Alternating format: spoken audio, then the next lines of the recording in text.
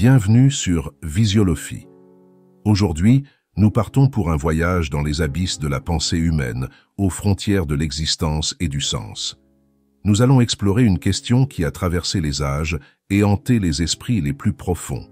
Que se passe-t-il lorsque tout perd son sens, lorsque les valeurs s'effritent et que les certitudes se dérobent sous nos pieds?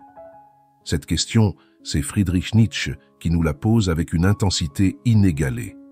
Pour lui, ce phénomène s'appelle le nihilisme, un mal rampant qui menace de submerger la culture occidentale et de réduire à néant tout ce qui donnait autrefois une direction à l'existence humaine. Dans ses écrits, Nietzsche ne se contente pas de décrire le nihilisme comme une crise passagère.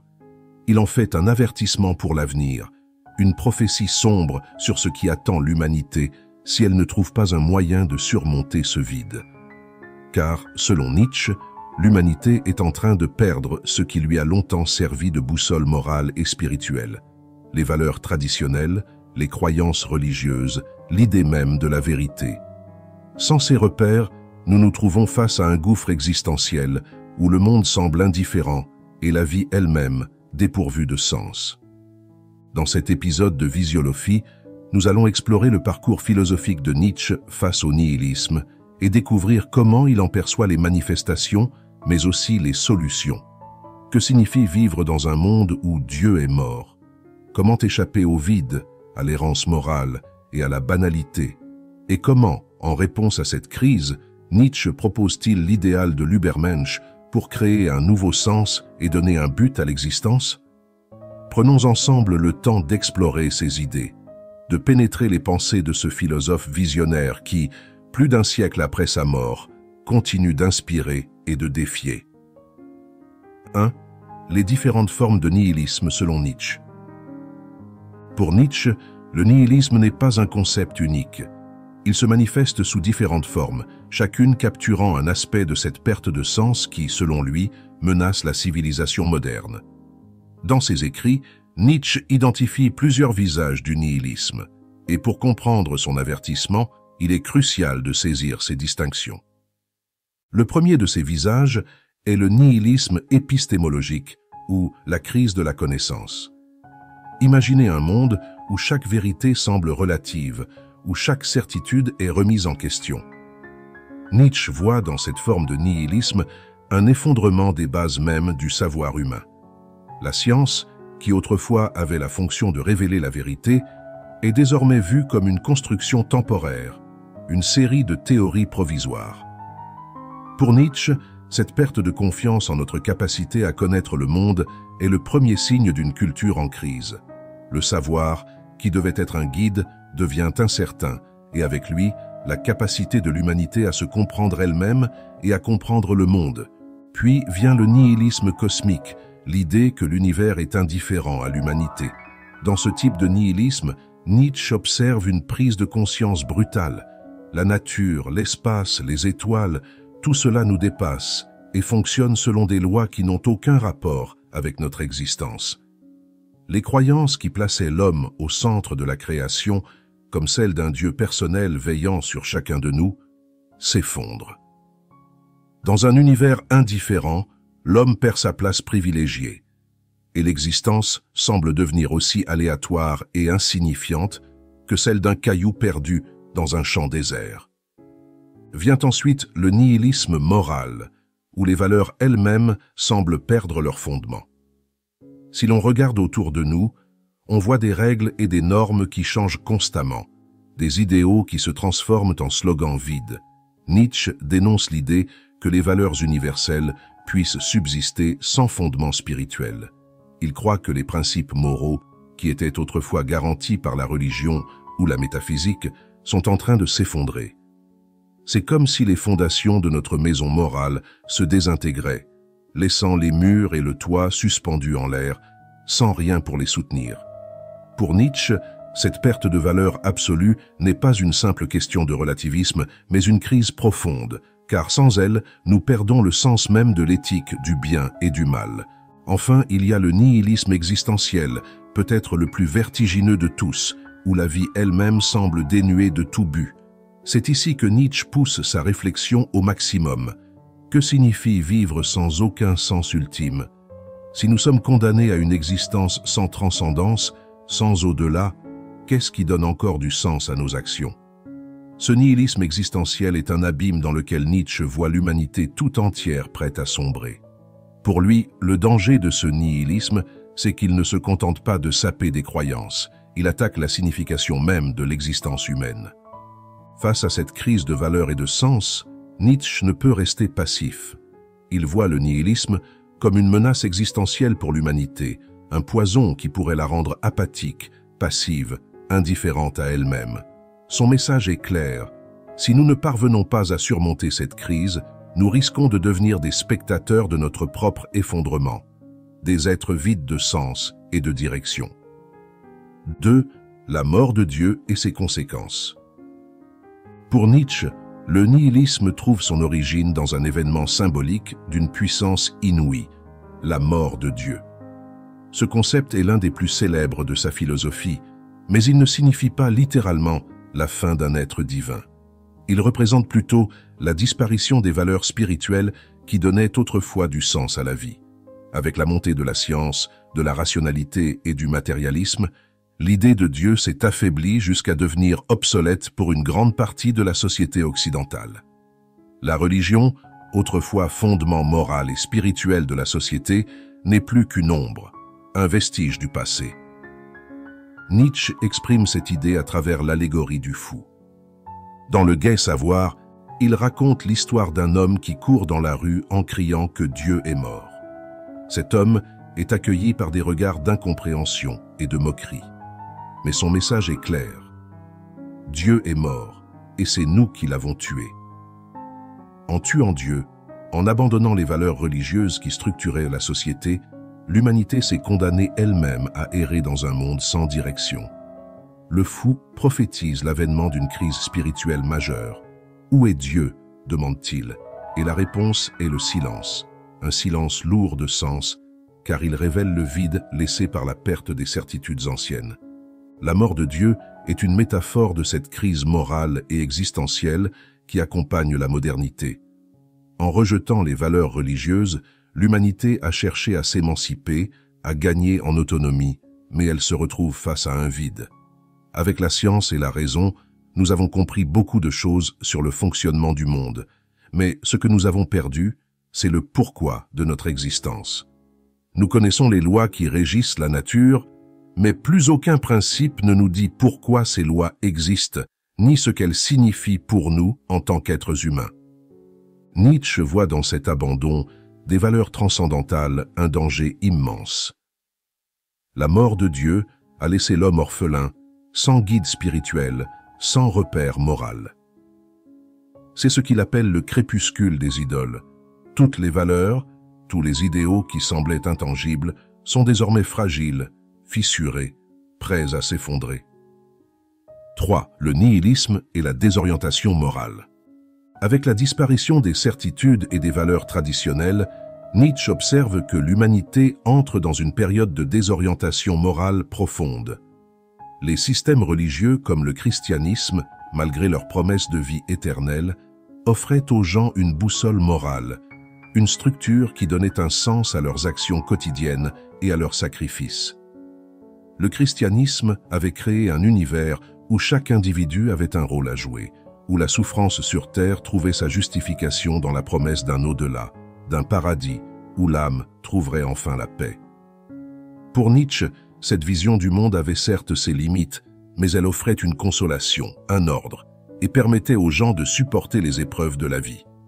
Cependant, en basant ses valeurs sur un autre monde, une existence future, la religion a, selon Nietzsche, détourné l'humanité de la vraie vie, de la vie terrestre.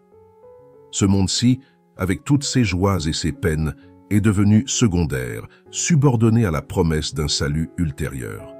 Ainsi, avec la perte de ses croyances, l'homme moderne est forcé de faire face à un vide qu'il ne sait pas comment combler. Sans l'idée d'une vie après la mort pour donner du sens aux épreuves, chaque souffrance, chaque sacrifice semble désormais vain. Pour Nietzsche, cette perte de repères moraux conduit à une crise existentielle collective. Ce n'est pas seulement une question de perte de foi religieuse, mais de perte de valeurs fondamentales, de principes de vie qui permettaient à chacun de trouver sa place dans le monde.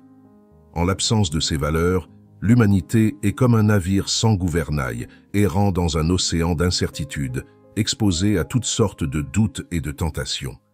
Dans ce contexte, le nihilisme n'est pas simplement une philosophie ou une attitude intellectuelle. C'est un danger qui menace la stabilité même de la société. Nietzsche craint que, sans des valeurs solides pour guider les actions humaines, l'humanité se tourne vers le confort facile, la satisfaction immédiate, et finisse par abandonner toute quête de sens. Il voit là le risque de sombrer dans une sorte d'apathie où plus rien n'est important, où les idéaux sont remplacés par le désir de vivre sans encombre, sans se poser de questions. 4. L'Übermensch, une solution au nihilisme.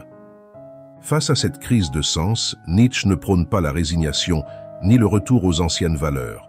Au contraire, il propose une solution audacieuse et radicale, l'idéal de l'Übermensch ou surhomme. C'est une figure symbolique, un modèle d'individu qui transcende le nihilisme en créant de nouvelles valeurs, en affirmant la vie avec force et passion, sans chercher de réconfort dans un au-delà ou dans des illusions spirituelles. Pour Nietzsche, l'Übermensch est l'antithèse du nihilisme. Là où le nihiliste voit un monde dépourvu de sens et d'objectifs, l'Übermensch choisit de donner lui-même du sens à son existence. Il ne cherche pas de vérité absolue, mais crée ses propres valeurs, forge son propre chemin. Il ne se contente pas de survivre ou de se conformer aux normes de la société. Il cherche à s'épanouir pleinement, à embrasser la vie dans toute sa complexité, avec ses épreuves et ses beautés. L'Übermensch est aussi celui qui accepte la pensée de l'éternel retour, un concept selon lequel tout ce qui arrive est destiné à se reproduire éternellement, dans un cycle infini. Imaginer que chaque instant de notre vie sera répété à jamais est une idée vertigineuse, mais pour Nietzsche, elle peut être libératrice. Si nous acceptons l'éternel retour, cela signifie que chaque moment, chaque décision est infiniment précieux, car il représente l'éternité de notre existence. L'Übermensch vit donc chaque instant pleinement, sans regret ni réserve, comme s'il devait le revivre éternellement. En incarnant cet idéal, il transcende la morale traditionnelle. Il ne vit plus en fonction de valeurs héritées, mais de valeurs qu'il crée lui-même, en accord avec son propre être. Nietzsche décrit ainsi l'Übermensch comme celui qui peut vivre sans illusion, qui est capable d'accepter la réalité dans toute sa brutalité et qui trouve dans cette acceptation un nouveau type de grandeur. Il est celui qui transforme le désespoir en force créatrice, qui fait face au vide et qui, plutôt que de céder à l'absurdité, y voit une opportunité de se réinventer. 5. Le dernier homme, symbole du nihilisme passif. Pour bien saisir la vision de Nietzsche, il faut également comprendre ce qu'il appelle le dernier homme. Le dernier homme est l'antithèse de l'Übermensch. C'est l'être humain qui, face à la perte de sens, choisit la voie de la facilité, de la passivité. Il représente une version dégénérée de l'humanité, un être conformiste, sans grande ambition, qui recherche uniquement le confort et l'absence de douleur. Le dernier homme incarne le nihilisme passif. Dans « Ainsi parlait Zarathustra », Nietzsche dépeint le dernier homme comme quelqu'un qui se satisfait de peu, qui évite les conflits et les défis, et qui ne vit que pour le plaisir immédiat. Ce dernier homme ne se soucie plus de la quête de la vérité ou de la création de valeurs élevées. Il préfère une existence sans remous, faite de petits plaisirs et de sécurité. Il ne se pose plus de grandes questions et renonce à toute aspiration élevée, à toute recherche de sens. Pour Nietzsche, le dernier homme est un être résigné, qui refuse de se confronter aux grandes questions de l'existence, un être pour qui l'idée de la grandeur et du dépassement de soi est étrangère. Le dernier homme est dangereux, car il est la personnification du nihilisme silencieux, insidieux, celui qui dévore l'âme sans que l'on s'en aperçoive. En se contentant de cette existence fade, sans horizon, le dernier homme échappe au nihilisme par la médiocrité. Il vit une vie sans profondeur, évitant tout risque, toute passion, toute ambition. Il incarne un monde où l'individu préfère la tranquillité au développement personnel, la sécurité à l'aventure, la satisfaction immédiate à la recherche de sens. Pour Nietzsche, cette vision est terrifiante, car elle représente la fin de l'humanité telle qu'il l'imagine. Si l'humanité doit se résigner à devenir une société de derniers hommes, alors toute forme de culture, de créativité, de grandeur disparaîtra. Le dernier homme est un avertissement pour l'avenir, un modèle à éviter, car il symbolise une humanité qui a perdu son élan vital, son désir de se dépasser, de chercher et de créer. La philosophie de Nietzsche sur le nihilisme est un avertissement, une invitation à ne pas céder à la tentation de l'indifférence ou de la passivité.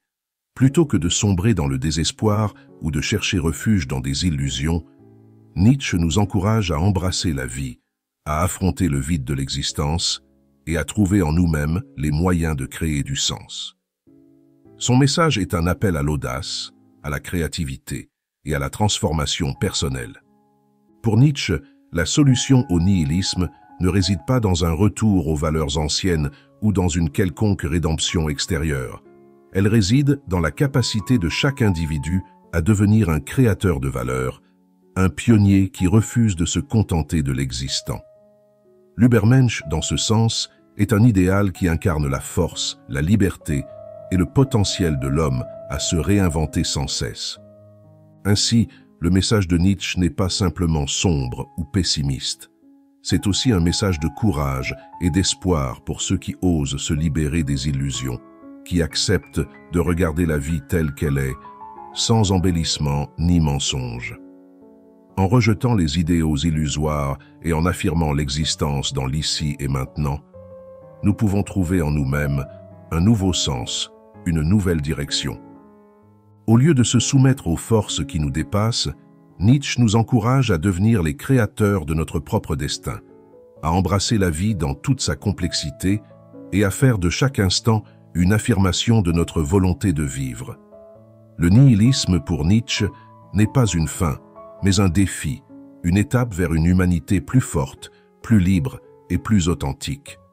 En cela, il nous laisse un héritage puissant, un appel à surmonter nos propres doutes et à donner à notre vie le sens que nous désirons.